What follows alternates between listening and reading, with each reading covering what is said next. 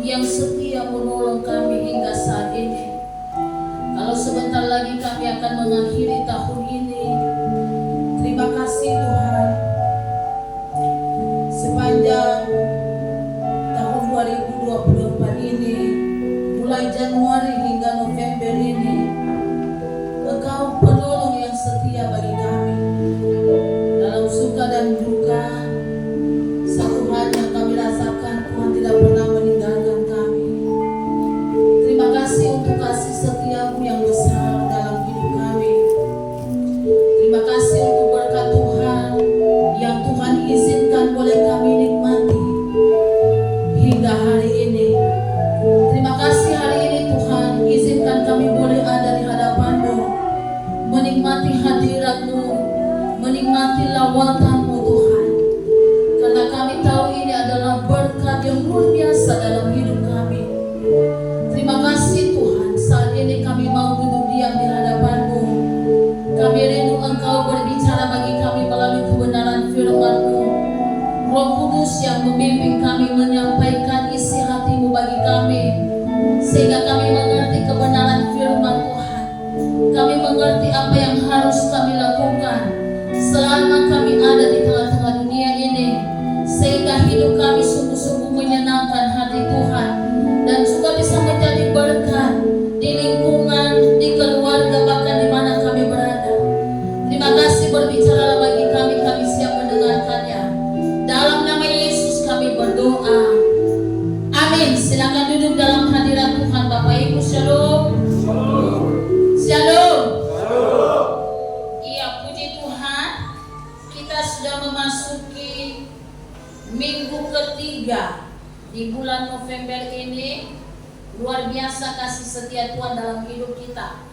Bapak Ibu, hari ini kita akan merenungkan firman Tuhan. Saya berikan tema perubahan hidup.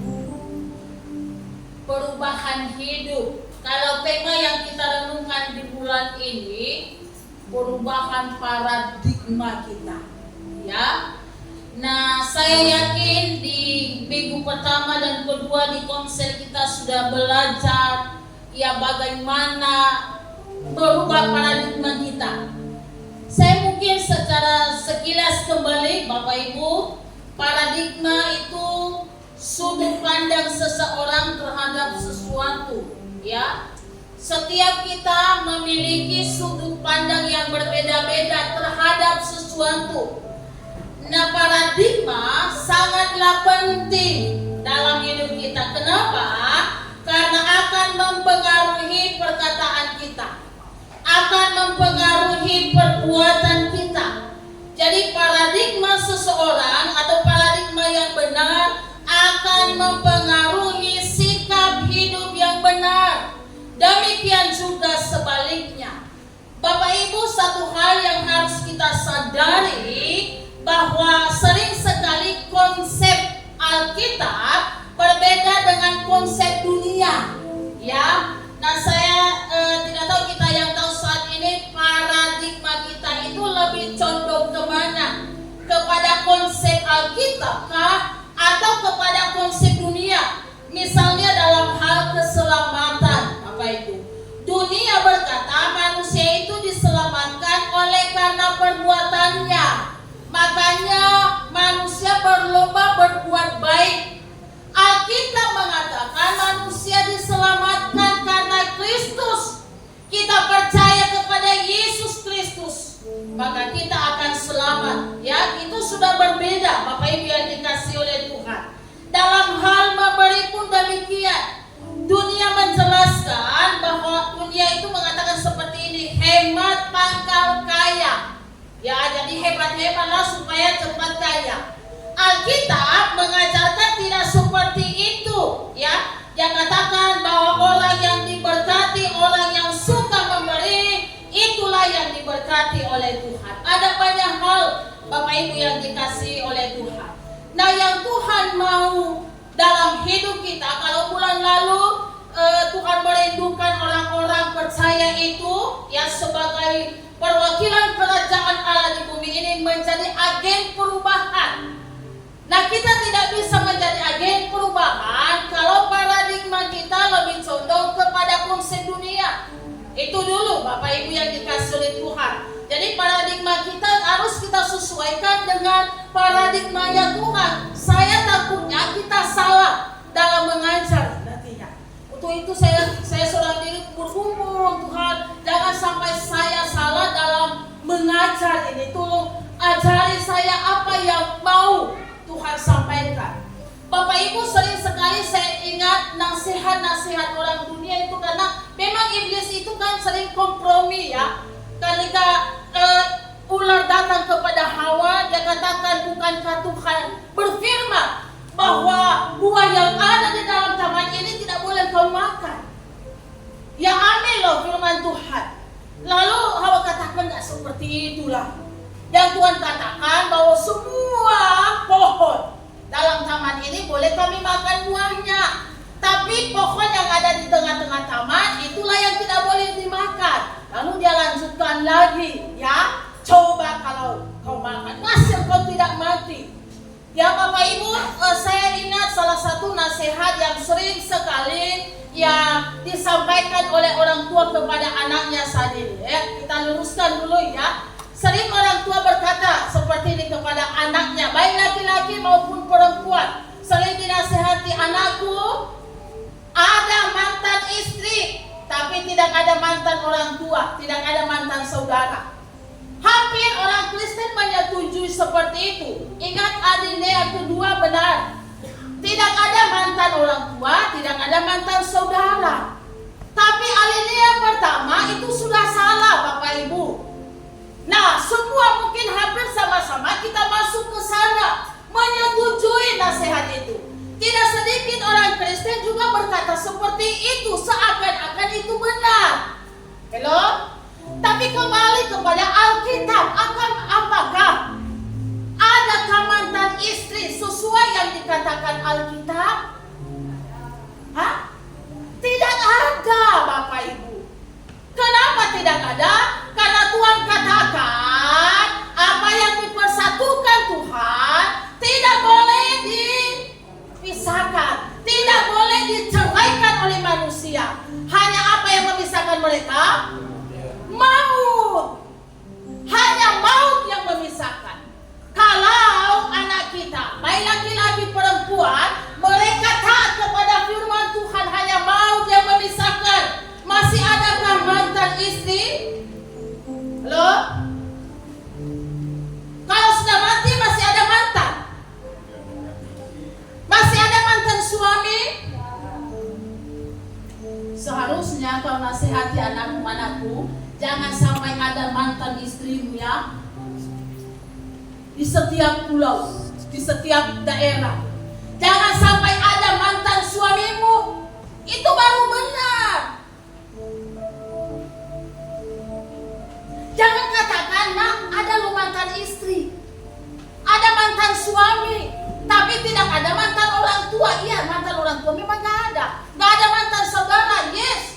Tapi juga tidak ada mantan istri dan suami kalau kita taat kepada kebenaran firman Tuhan. Itulah orang Kristen. Halo? Jadi kalau seandainya kita masih konsep kita, paradigma kita masih seperti konsep dunia, ayo kita ubah dulu. Karena ini bisa kita salah dan memberikan nasihat kepada generasi seterus kita. Makanya jangan heran kalau orang Kristen saat ini begitu banyak sekali yang cerai. Mungkinkah itu karena paradigma orang tua yang salah yang memberi nasihat kepada anaknya, sehingga tertanam di pikirannya, ya sudahlah.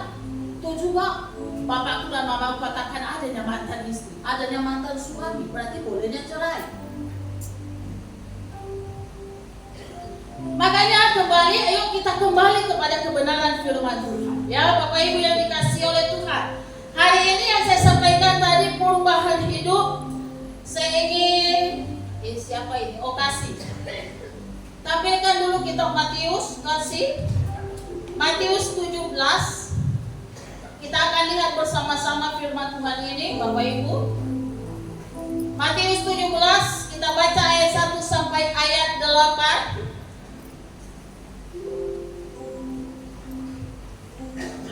Ayat 1 sampai ayat 8 saja. Ya, kita baca firman Tuhan ini. Saya membaca ayat pertama, Bapak Ibu ayat yang kedua. Demikian pergantian di ayat 8 kita baca bersama-sama. Saya mulai ayat pertama Matius 17.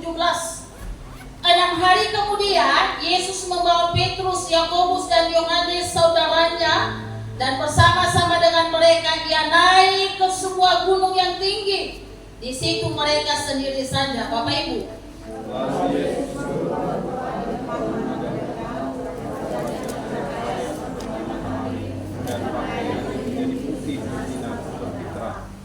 maka nampak kepada mereka Musa dan Elia sedang berbicara dengan dia.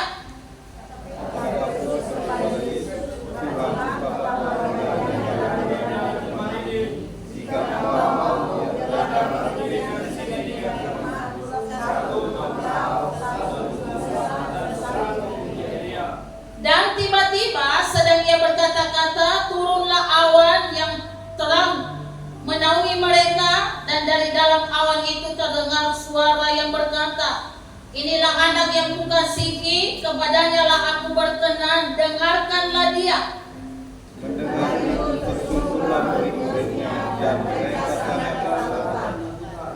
Lalu Yesus datang kepada mereka dan menyentuh mereka sambil berkata, berdirilah, jangan takut, sama-sama. Dan ketika mereka mengangkat kepala,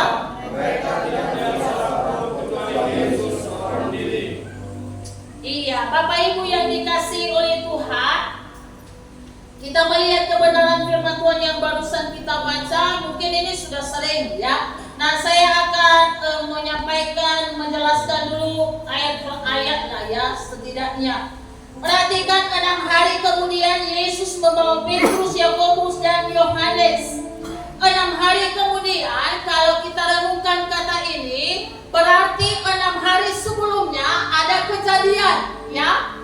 Lalu 6 hari kemudian dia bawa murid-muridnya ini. Kalau kita lihat ayat sebelumnya, apa yang terjadi di sana? Kita lihat sebelumnya, ketika Yesus menceritakan kepada murid-muridnya bahwa ia akan menderita, ia akan mati di atas kayu salib. Lalu ia berkata juga kepada mereka bahwa kalian pun akan mengalami sama seperti yang kualami. Ya. Lalu coba kalau seandainya itu diceritakan kepada kita bahwa penderitaan, ya kan, apa yang dialami itu kita akan mengalaminya juga. Saya yakin dan percaya bahwa murid-murid Yesus ini mulai agak goncang ya, mungkin stres memikirkan ini. Setelah mereka mendengarkan itu, lihatlah apa yang Yesus lakukan. Saya yakin dan percaya Yesus tahu bagaimana menghibur murid-muridnya saat ini. Dia mengerti apa yang ada di hati mereka. Dikatakan bahwa 6 hari setelah itu, Yesus membawa Petrus, Yakobus dan Yohanes saudaranya. Bersama-sama dengan dia mereka naik ke sebuah gunung yang tinggi. Di situ mereka saja yang ia bawa, Petrus, Yohanes dan juga Yakobus, 3 orang.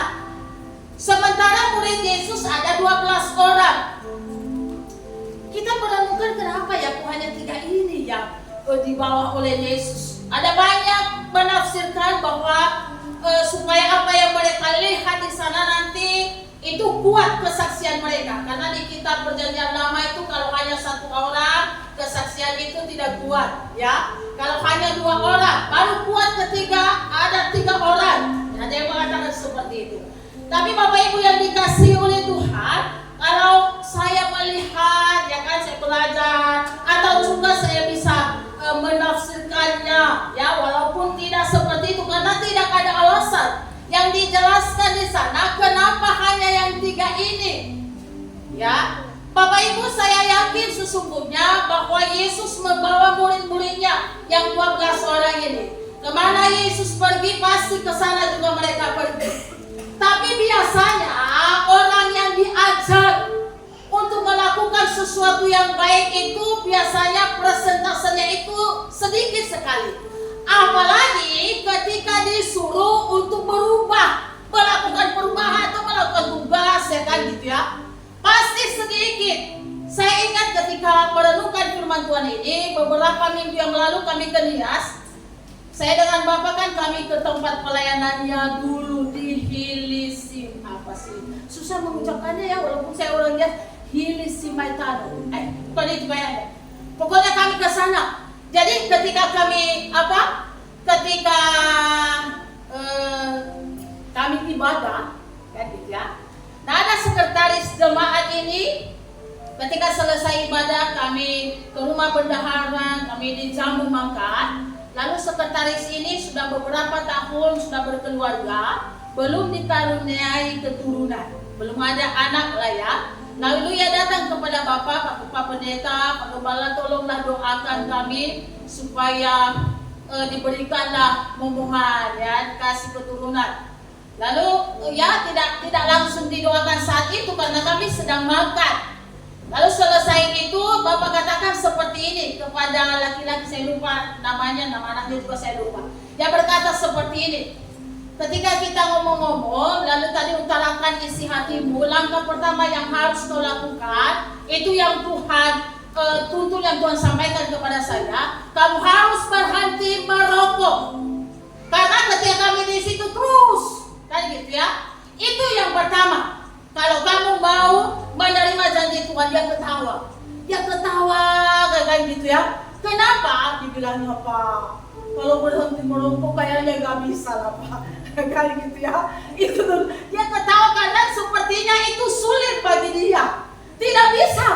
Kan? Kalau diajak berubah, mau menerima berkat Tuhan, tapi tidak mau tunduk taat dengan apa yang Tuhan perintahkan, gak mau. Dia ketawa betul-betul. Ya itu dulu langkah pertamanya. Kau tinggalkan, kamu pelayan Tuhan, sekretaris di gereja lo, kan gitu ya.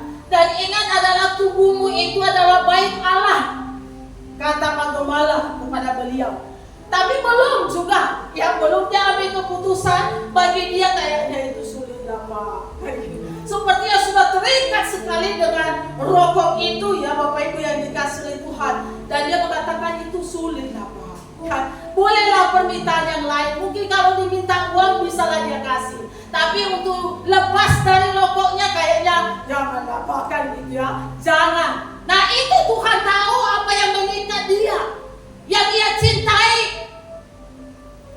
Dia butuh berkat Tuhan, tapi yang tidak lepas dengan yang kebiasaannya tadi, ya kan? Sudah tergantung hidupnya di sana. Bapak Ibu yang dikasih oleh Tuhan, ya kita lihat kembali yang dia ajak ini hanya 3. Saya yakin mungkin yang 9 diajak, tapi yang naik itu hanya 3 orang yang mau benar-benar mengikuti Yesus, ya. Yang 3 orang ini, dan doa saya kita ada di sana, ya kan?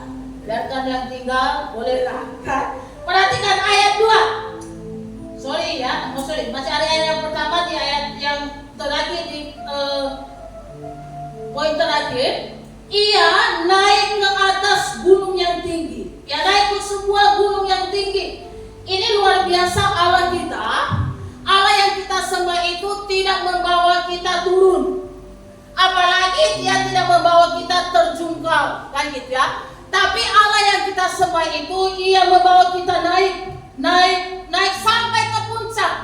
Saya yakin bahwa semua kita merindukan sampai ke puncak. Puncak karir kita, ya kan? Puncak kesehatan kita, kebahagiaan kita juga sampai ke atas. Itu kerinduan hati kita. Tetapi Bapak Ibu yang dikasih oleh Tuhan, untuk bisa sampai ke sana, jangan mengandalkan kekuatan sendiri. Karena tidak akan bisa kalau kita mengandalkan kekuatan kita sendiri, ya. Kita akan bisa sampai bersama dengan Yesus.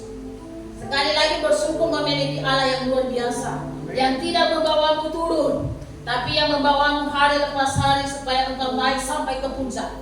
Oke? Yang kedua, dikatakan di sana, lalu Yesus berubah rupa di depan mata mereka. Halo? Bapak Ibu, saya berharap gak ada yang ngantuk. Siapa yang berubah?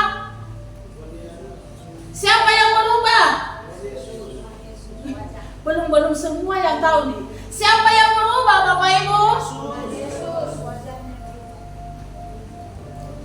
Kenapa bukan Yakobus, Yohanes dan yang satu lagi, Yakobus, Yohanes dan siapa yang satu lagi?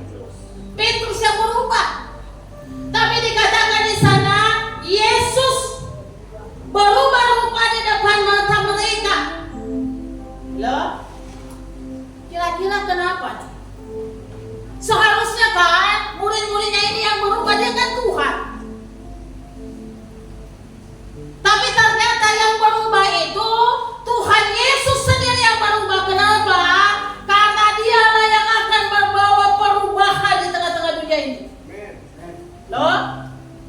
Jadi bisa membawa perubahan dimulai dari Yesus tidak menuntut Petrus, Yakobus dan Yohanes supaya berubah. Engkau harus berubah, engkau harus berubah, tidak seperti itu. Tapi Yesus tunjukkan perubahan di depan mereka. Kenapa? Karena Yesus sendirilah yang akan membawa perubahan di tengah-tengah dunia ini. Halo, warga kerajaan Allah. Sekali lagi, ini dimulai. Termasuk kalau bulan ini paradigma kita yang berubah. Harus dulu. Kita tidak bisa mengubah paradigma orang lain kalau paradigma kita saja belum berubah. Saya sudah sampaikan tadi salah satu contohnya. Ada jemaat kita, juga pelayan di gereja di GBI Rock setiap di Medan. Kan setiap pagi itu kan ada Zoom doa ya, di Medan setiap pagi. Nah, di Zoom doa itu bergilir, bukan hanya pendeta yang menyampaikan firman Tuhan. Juga para diakonnya, mereka sudah buat jadwal satu minggu. Jadi yang membagikan firman Tuhan itu bergilir. Lalu ada satu diakon kita, Marga Limbo. Ingat, tidak semua ya di situ. Lalu suatu hari gilirannya, loh biasanya nggak seperti ini loh Bapak ini. Misalnya dia orangnya sungguh-sungguh, apapun yang dia kerjakan kayaknya nggak banyak neko-neko lah. Suatu hari dia nggak masuk, padahal gilirannya bawa firman, kayak gitu ya. Nggak masuk dia nggak muncul lah, nggak nongol di situ. Ya akhirnya saya gantikan, siap sedia Bapak dan Gembala kalau nggak nongol yang melayani pasti kami yang menghandle-nya. Kemudian pas minggu depannya lagi, mau tidak mau beberapa kali dia tidak bisa. Lalu dia ceritakan, dia ceritakan yang begini seperti ini. Sebenarnya sudah munculnya di hati saya. Tampilkan nanti ya apa yang dia katakan di Kolose pasal 2 ayat 8. Tolong tampilkan. Ini yang Tuhan tunjukkan kepada dia. Kolose pasal 2 ayat 8 itu dia sudah renungkan, ya. Dia renungkan firman Tuhan itu sebelum ia masuk. Tapi ia akui seperti ini, seperti saya lemah sekali. Kayak ada peperangan di dalam diri saya itu untuk tidak membukakan ini. Apa yang dia katakan di sana? Hati-hatilah supaya jangan ada yang menawan kamu dengan filsafat yang kosong dan palsu, menurut ajaran turun-temurun dan roh-roh dunia, tetapi tidak menurut Kristus. Itu yang sudah Tuhan sampaikan kepada beliau. Lalu dia katakan ketika saya mempersiapkan firman Tuhan ini, Bapak dan Ibu, istilahnya kayak ada lah yang menghalangi dia, ada roh yang menghalangi. Jangan sampai yang bukakan. Dia ceritakan bahwa keluarganya, marganya ini Tuhan cukup, bukan marga yang tertua lah, itulah kalau cukup dihormati, terkenal di kampungnya. Tapi yang akui keturunan kami, Pak, Bapak dan Ibu Gembala, itu masih kuat penyembahan arwah-arwah nenek moyang, gitu loh. Ke gereja, ada yang ke gereja.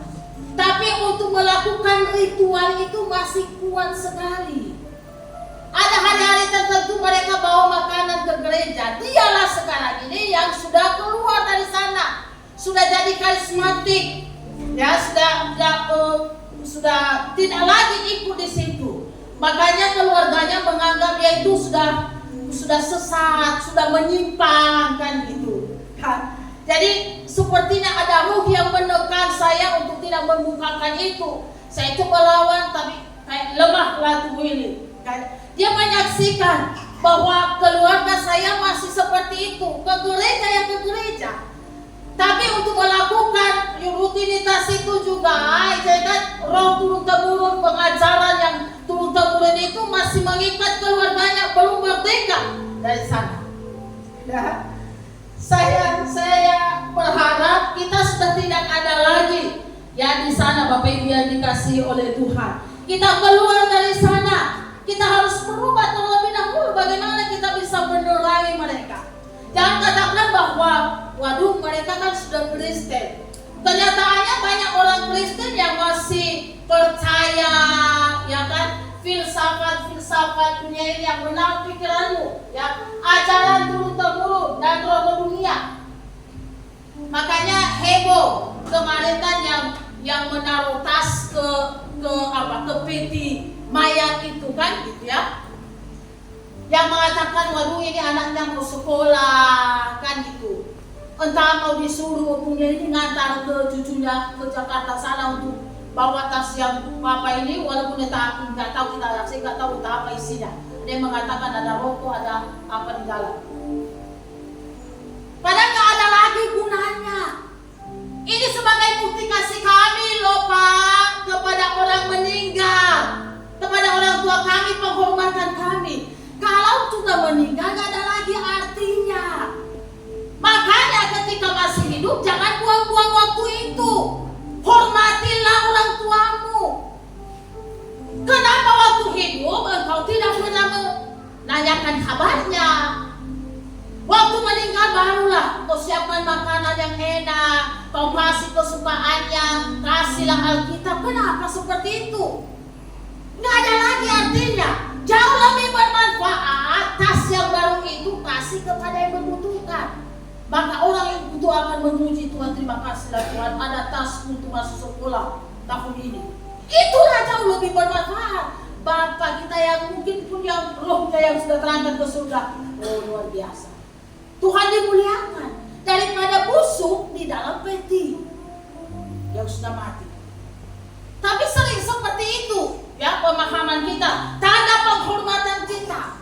Sekali lagi jemaat yang dikasihi oleh Tuhan, menghormati yang hidup itu baik orang tua. Saat ini ada yang kami layani di Medan sana. Ketika saya masih melayani di Yayasan Terang Hidup, tahu nggak? Anak dan juga mama, ibunya sendiri, selama bertahun-tahun berperkara di pengadilan, hanya memperebutkan harta. Jadi anaknya ini dia jual semua harta mamanya. Mamanya katakan ini suratnya di tangan saya. Jadi mereka bisa ya duduk bersama di situ. Nggak pernah aku selesai perkara itu, misalnya gini, selama perkara itu anaknya berkata sebentar lagi mamaku ini mati, sebentar lagi mati, tidak mati-mati. Karena dia lihat kan udah tua, sebentar lagi nya selesai masalah itu, benar memang tidak mati. Tapi selesai masalah itu, mamanya pun udah capek, selesai masalah itu barulah mati. Mamanya ini barulah. Penyesalan selalu datangnya terlambat. Sudah tidak ada lagi. Selama hidup engkau menyusahkan dia, kau mempermalukan dia sampai ke pengadilan. Mungkin seluruh dunia tahu, hanya gara-gara harta. Bagaimanapun ketika dia sudah meninggal, kau bawa makanan enak, kau bawa bunga setiap hari, nggak ada lagi artinya. Ya? Tapi lihatlah yang Yesus lakukan. Yesus berubah rupa di depan mata mereka. Mata murid-muridnya, wajahnya bercahaya seperti matahari, dan pakaiannya menjadi putih bersinar seperti terang. Ia mengalami transfigurasi. Transfigurasi dengan transformasi sesungguhnya ini tidak bisa dipisahkan. Ya, transformasi akan terjadi ketika ada transfigurasi. Dan itu yang dialami oleh Yesus sendiri, Bapak Ibu yang dikasihi oleh Tuhan. Ya, jadi yang mau Tuhan sampaikan, teladan yang Tuhan berikan kepada kita, yuk dimulai dari diri kita dulu. Paradigma kita dulu kita harus sesuaikan dengan paradigmanya Tuhan, gitu. Baru bisa. Apakah paradigmamu udah sesuai? Belum. Itu sebabnya aku terus belajar. Kalau sudah sesuai mungkin sudah berhenti, tapi belum. Mari terus. Karena kan pengajaran yang turun-temurun dari orang tua, saya sudah bilang tadi konsep dunia berbeda dengan konsep Alkitab. Nah, harus berani meninggalkan konsep dunia, kembali kepada konsep Alkitab. Kita sesuaikan di sana paradigma kita. Jangan seperti paradigma orang dunia lagi.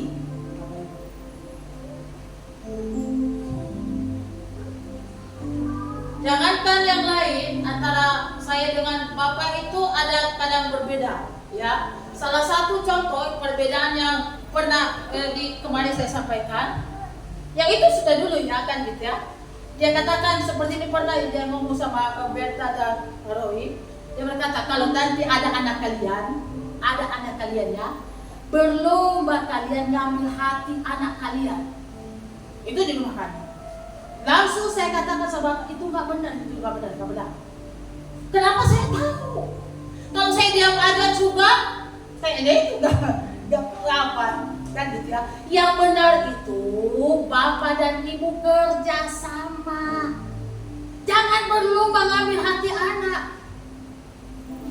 Oke ya, kalau seandainya ibulah merebut hati anaknya semua, menjadi anak durhaka kepada ayahnya, siapa yang rugi? Anak itu sendiri. Ini kan ayah dan ibu nggak bisa dipisah tuh. Anak itu tidak lahir hanya dengan ibu. Benihnya dari bapak. Harus kerjasama. Dan sesungguhnya anak tidak boleh atau ya tidak boleh lah ya kan, tidak boleh menggantikan posisi ibu dalam kehidupan ayah. Anak tidak boleh menggantikan posisi ayah dalam diri ibu. Nggak boleh. Itu bahaya. Anak itu kan hasil dari ya cinta kasih mereka. Kalau itu walaupun anak sendiri itu bisa rusak rumah tangga. Bapak ibu ada yang kami layani di Medan loh ya. Suaminya selingkuh sampai punya anak. Kami bawalah, kami tanya. Bukan di gereja kita, sebelum saya bergabung di Biro, saya melayani kan di yayasan. Kami tanya kenapa sampai seperti itu Pak. Dia berkata seperti ini, istriku tidak punya lagi waktu sama saya. Dia hanya mengurus anaknya dan juga kedainya. Dia tidak memperhatikan saya lagi. Belum? Siapa yang memperhatikan istrinya? Anaknya. Belum. Makanya jangan sampai sama-sama. Harus sama-sama, makanya sampai mati suami istri itu sama. Anak kalau sudah besar udah pergi ya. Sama-sama kerjasama dalam mendidik. Itu masih konsep ya, yang konsep yang berbeda. Sekali lagi harus kembali kepada Alkitab. Itu yang harus kita luruskan dulu. Karena itu akan mempengaruhi perkataan kita, perbuatan kita, tindakan kita, Bapak Ibu. Kalau sudah salah, ya, kalau sudah salah. Ayo, yang dia katakan di sana, dan nampaklah kepada mereka Musa dan Elia sedang berbicara dengan dia. Nah ini yang luar biasa, ya. Kalau kita berubah, maka ada hal-hal yang baru yang akan Tuhan perlihatkan kepada kita. Itu yang tidak bisa dilihat oleh orang lain. Perhatikan murid-muridnya ini, dia katakan, ya, dan mereka, maka nampak kepada mereka Musa dan Elia sedang berbicara dengan dia. Tadinya mereka tidak melihat Musa dan Elia. 9 orang yang tinggal ke bawah juga mereka tidak melihat Musa dan Elia. Yang melihat itu adalah yang naik ke atas. Memang pandangan orang yang sudah naik ke puncak, di puncak itu sudah berbeda memang ya. Tapi sekali lagi harus sesuai dengan yang Tuhan kehendaki. Ada hal-hal yang baru. Ada berkat yang baru yang akan kita terima. Kata Petrus kepada Yesus, Tuhan, betapa bahagianya kami berada di tempat ini. Jika Engkau mau, biarlah kudirikan di sini 3 kemah. 1 untuk Engkau, 1 untuk Musa, dan 1 untuk Elia. Inilah keegoisan manusia.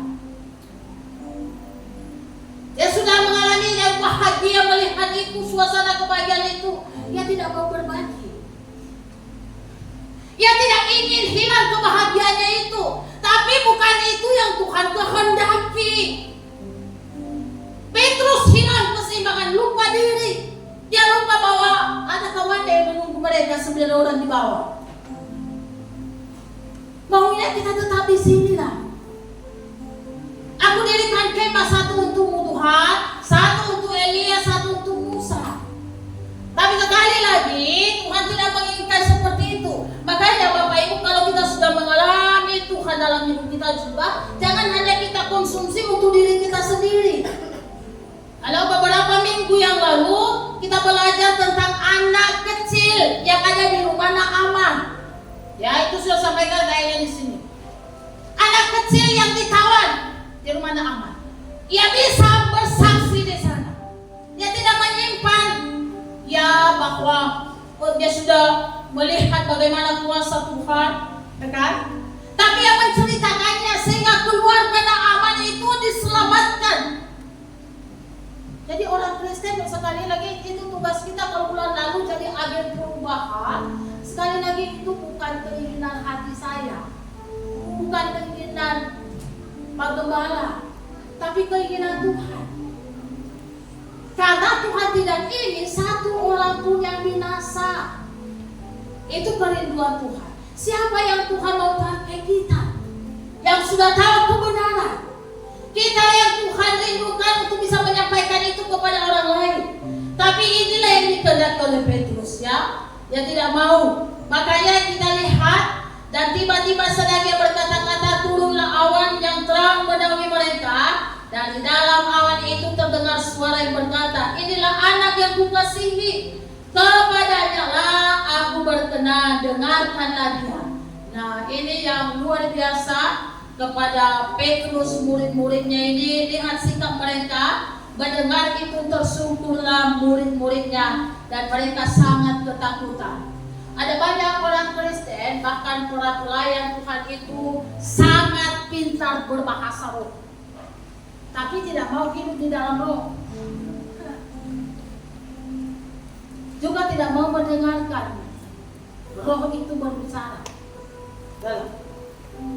Berbahasa rohnya luar biasa, tapi sekali lagi tidak mendengarkan roh itu berbicara, juga tidak mau hidup di dalam roh itu.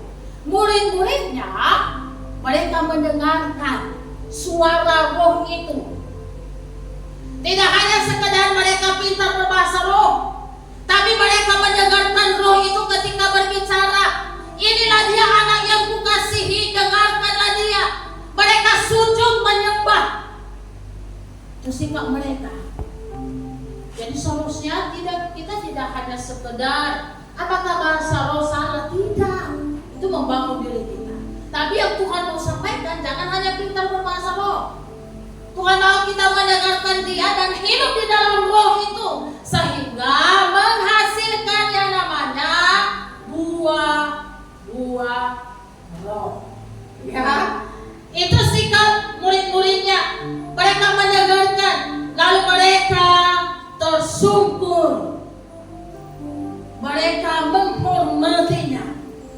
Lalu Yesus datang kepada mereka dan menyentuh mereka sambil berkata, berdirilah, jangan takut. Dan ketika mereka mengangkat kepala mereka, tidak melihat seorang pun kecuali Yesus seorang diri. Bapak Ibu yang dikasihi oleh Tuhan, ternyata apa yang membuat Petrus, Yakobus dan Yohanes tadi, mereka merasa bahagia, kebahagiaan semata.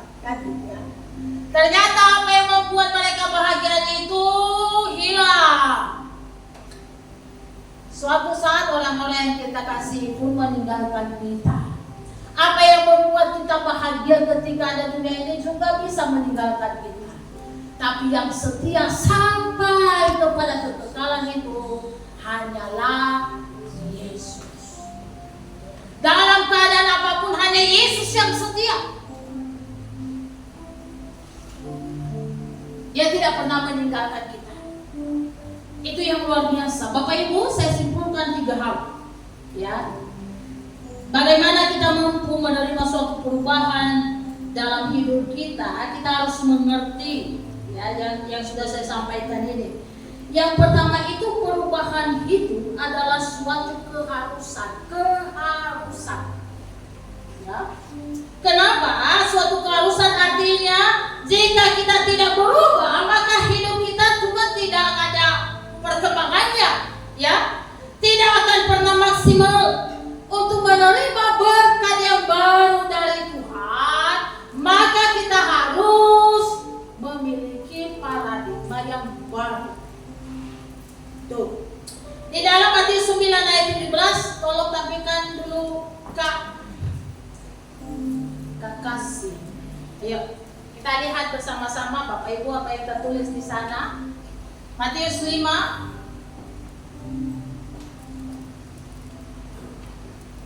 Sorry, bukan Matius 5, Matius 9. Matius 9 ayat 17. Matius 9 Bapak. Oke.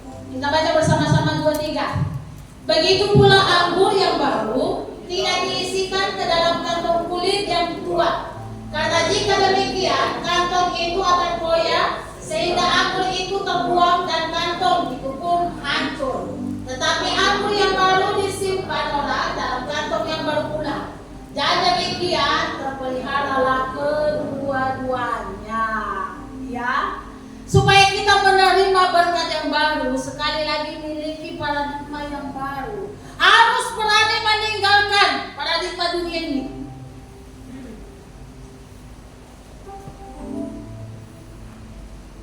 Makanya kita lihat Tuhan Yesus memberikan teladan dimulai dari dirinya. Itu satu keharusan. Di dalam kitab 1 Yohanes 2 ayat 6. Ayo, sekali lagi Kak. Ayo. Apa yang dikatakan 1 Yohanes 2 ayat 6? 1 Yohanes pasal yang kedua ayat 6. Ayo kita baca bersama-sama Bapak Ibu 2-3. Barang siapa mengatakan bahwa ia ada di dalam Dia, ia wajib hidup sama seperti Kristus telah hidup. Garis bawahi kata wajib hidup. Kalau kita katakan kita itu orang Kristen, kita ada di dalam Kristus, tapi kita tidak hidup seperti Kristus hidup. Yang benarnya kalau kita katakan kita adalah orang Kristen, orang yang percaya kepada Yesus, wajib hidup sama seperti Yesus hidup.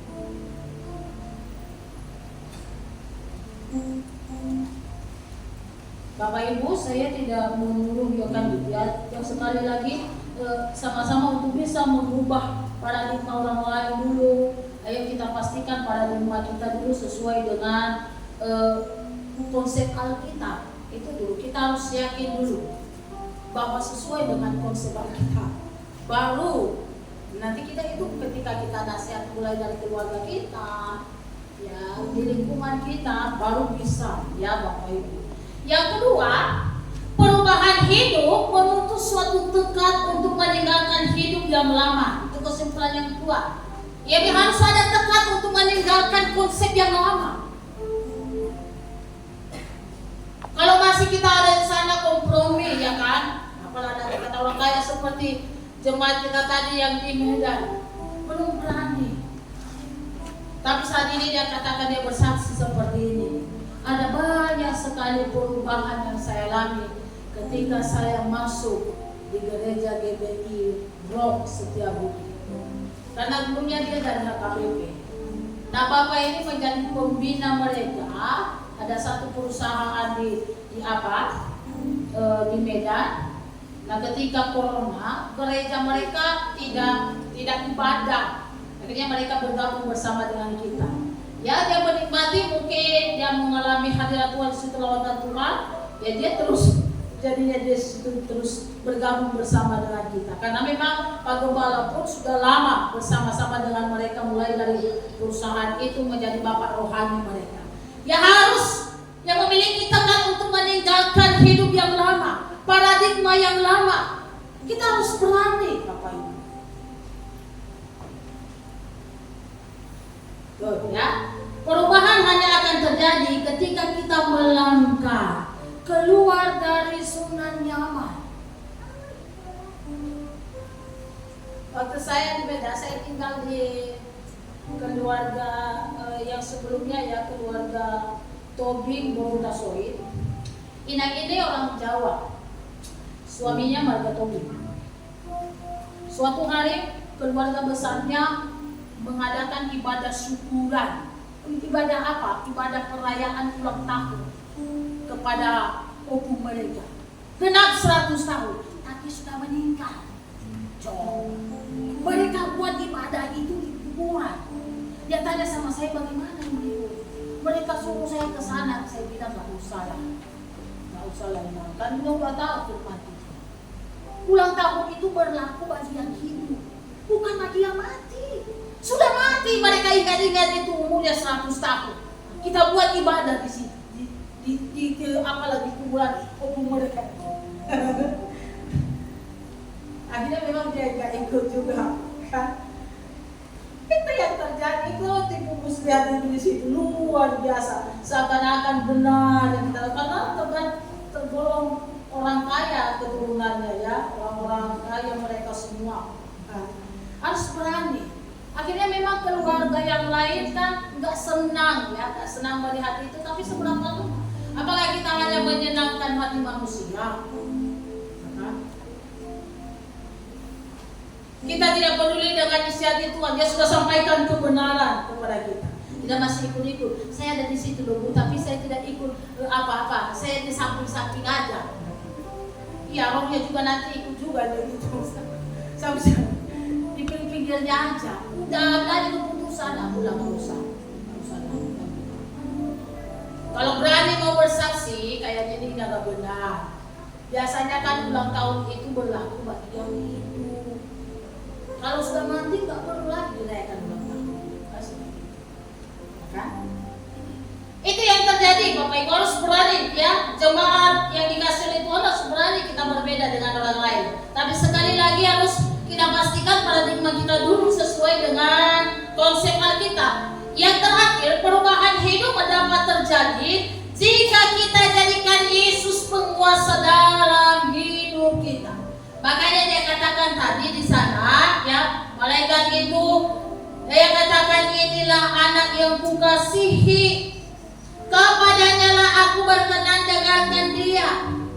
Jadikanlah dia menjadi penguasa dalam hidupmu. Yang engkau dengarkan sepenuhnya adalah dia. Kan? Kepada siapa? Di dalam ini yang terakhir ya kan. Tampilkan dulu Roma 6 ayat 16. Ini saya tutup di sini. Bapak Ibu, Roma 6 ayat 16.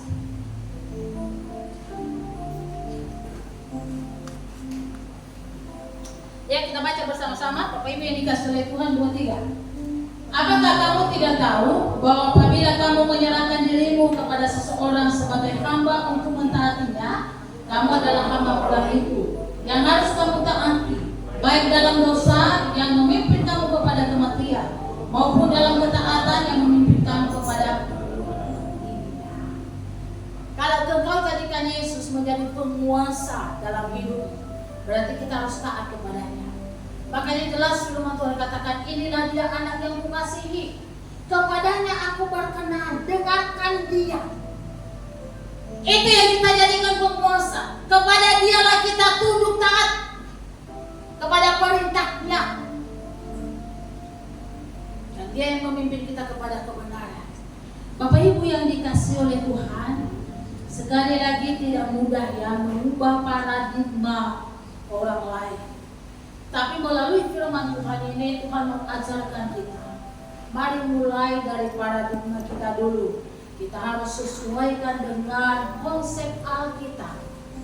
Kalau ada hal-hal yang tidak benar, yang paradigma kita selama ini ikut-ikut orang dunia, kan? Seakan-akan itu benar, mari berani tinggalkan itu. Dan baca lagi kebenaran firman Tuhan. Baru itu yang bisa kita bagikan kepada orang lain. Tuhan Yesus memberkati. Saya undang song leader, para singer untuk bisa bersama-sama dengan saya. Kita nyanyikan satu pujian kepada Tuhan. Kau Bapa yang mengasihiku. Terima kasih Tuhan. Mari bangkit berdiri di hadapan